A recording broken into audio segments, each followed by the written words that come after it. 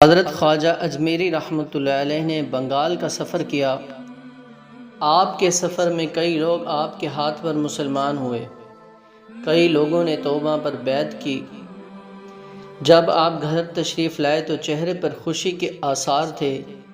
ماں نے پوچھا، بہت خوش نظر آتے ہو؟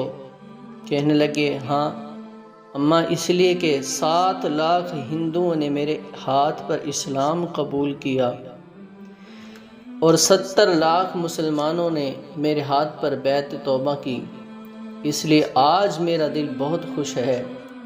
ماں نے کہا، بیٹا یہ تیرا کمال نہیں ہے، یہ تو میرا کمال ہے۔ فرمایا، مگر ماں بتائیں تو صحیح کیسے؟ ماں نے جواب دیا، بیٹا جب تم پیدا ہوئے تو میں نے کبھی بھی زندگی میں تمہیں بغیر وضو کے دودھ نہیں پلایا۔ آج اس کی برکت ہے کہ تمہارے ہاتھوں پر اللہ رب العزت نے لاکھوں کو کلمہ پڑھنے کی توفیق عطا فرما دی۔ کامیاب شخصیت کے پیچھے آپ کو ایک عورت کا کردار نظر آئے گا بحیثیت ماں کے۔